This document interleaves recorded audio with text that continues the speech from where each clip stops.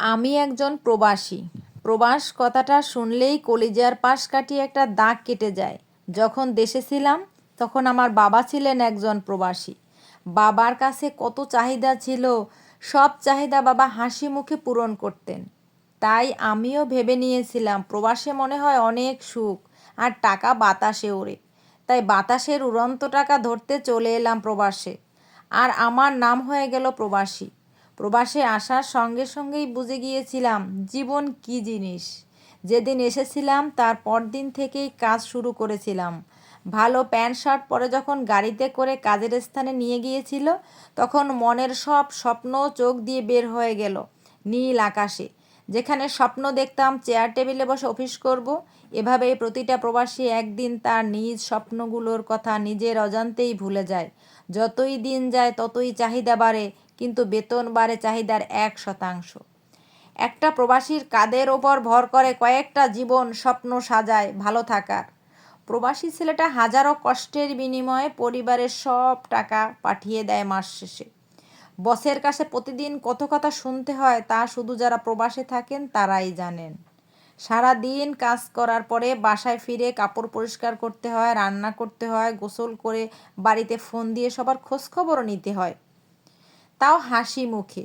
কিন্তু বাড়ি থেকে শুনতে হয় শুধু চাহিদার কথা।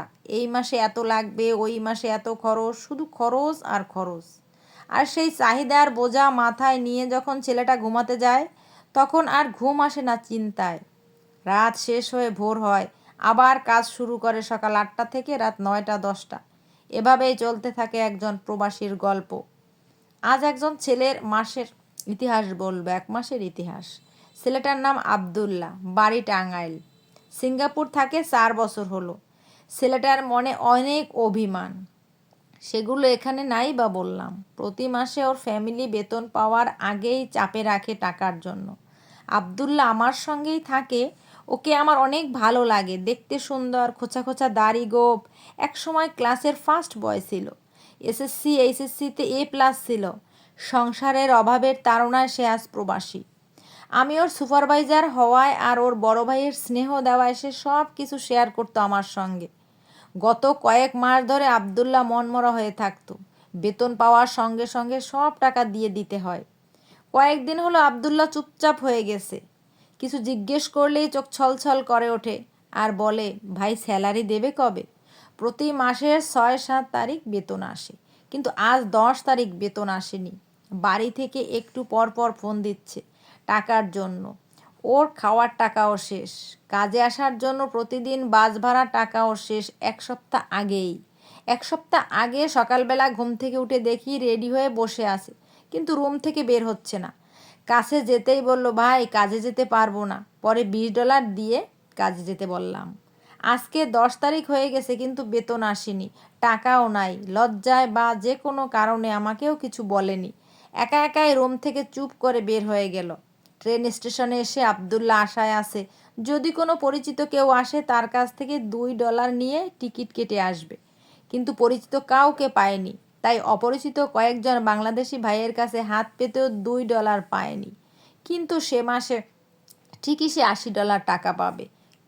আব্দুল্লাহ যখন নিরুপায় হয়ে এক সিঙ্গাপুরিয়ান মহিলার কাছে $2 চায়, লিখতে গিয়ে আমার চোখের জল, ফোনের ডিসপ্লেতে পানি পড়ে যাচ্ছে। কি বলবো ভাই, বিশ্বাস করেন, সঙ্গে সঙ্গে ওই ভদ্রমহিলা $10 দিয়ে বলল, বেবি ইউ হ্যাভ ফুড মানি। এই কথা বলার পর আব্দুল্লাহ সঙ্গে সঙ্গে কান্না শুরু করলো। ভদ্রমহিলা আবারও বলল, don't cry my baby, please tell me any more problem. Abdullah আবেগে থ্যাঙ্কস ছাড়া আর কিছুই বলতে পারেনি। এখানে মূল কথা হচ্ছে একজন প্রবাসী পরিবারের চাহিদা মেটাতে গিয়ে অনবরত নিজের জীবনের সঙ্গে যুদ্ধ করে বাঁচে। প্রবাসের এক একটা প্রবাসী এক একটা আব্দুল্লাহ। যে বাংলাদেশি ভাইটি স্টেশনে আব্দুল্লাহকে $2 দিয়ে সাহায্য করেনি, আল্লাহ যেন তাকে কোনো দিন কোনো বিপদে না ফেলেন। এটাই প্রবাসীদের জীবনের একটা বাস্তব গল্প মনে হতে পারে আপনাদের কাছে, কিন্তু আসলে কিন্তু এটাই প্রবাসীদের জীবন।